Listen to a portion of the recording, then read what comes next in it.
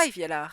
Few weeks ago, Riot announced they considering either allowing Tier 2 team to qualify for Masters or reducing the number of partner team in Tier 1 to go to either 8 or 6 franchised team, so we can have 4 or 6 ascended team.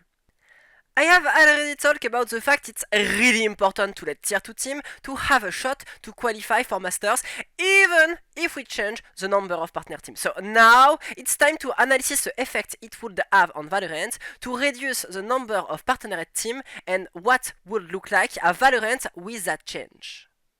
And let's be honest, I'm really conflicted about having more Ascension team in the Tier 1. Part of me think it's a good thing, because that will mean we doesn't force a good team to go to Ascension anymore. Remember that in the current format, you can go to Final of Champions and still being forced to go to Ascension. Even better, going to 6 Ascension team could mean having a partner group and an Ascension group where the bottom 2 of this group will be relegated. Having every Ascension team in the same group would solve a major issue we have. An Ascension team could be relegated because they are in the group of death and not because they are the worst Ascension team. But another part of me think having more Ascension team in the Tier 1 can have horrible effect on the long term, especially if a Tier 2 region start to dominate a Tier 1 region even for a short period of time. For example, if Korea start to dominate APAC and every Ascension team become Korean, then this means less opportunity for players coming from weaker market, and less opportunity for this player mean less playing time in Tier 1, and less playing time in the Tier 1 mean a reduction of overall level, and a reduction of overall level mean less chance to qualify to Ascension, and less chance to qualify to Ascension mean less opportunity, that mean less playing time, that mean a reduction of level of the region, and you get the idea. So reducing the number of partner team mean it can create a dramatic snowball effect in some region. So yeah, I'm really mixed about this announcement. For allowing Tier 2 in Masters, I see no cons, only pros. But for less partner team, I really have a mixed feeling. And if we do that, we need to make some rules to avoid some problems. For example, making a rules limiting the maximum of number of teams coming from a specific Tier 2, with, for example, having a maximum of 3 ascendant teams per Tier 2 region. And if a region reach this number and none of them are directly relegated, then the last placed team among the 3 will have to play a BO5 against the winner of this specific Tier 2, and the winner will be the only one allowed to play in Ascension. I think we really can't take the risk to have 6 Korean teams having the 6 Ascension spot. It will be horrible for the hype in APAC, and it will destruct Valorant ecosystem in regions like CEA in the long term. Same for NA and Brazil. If tomorrow Americas have 9 NA team and only 2 Brazilian team and 1 Latin America's team, the hype will be killed in South America.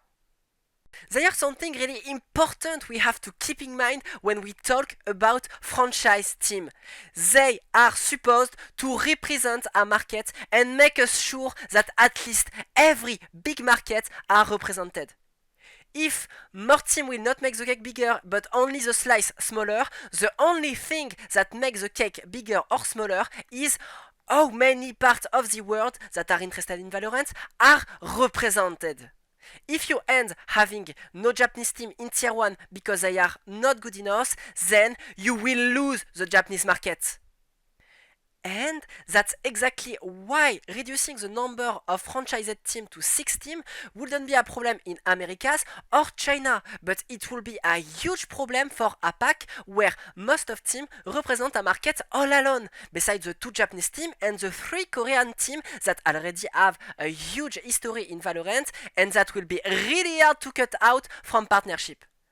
APAC is at least 11 market with 10 partner teams. They are already non-represented market that would deserve to be represented like Oceania or Vietnam. But with 8 or even 6 partner teams, it will be even worse. I even think if we want to reduce to 6 partner teams in every region, Asia and Pacific may need to split to make everyone feel represented, and maybe finally give a spot to Oceania, but also containing the huge amount of players that coming from Korea. For EMEA, the same problem can occur if you don't consider the 5 European Tier 2 regions as the same market.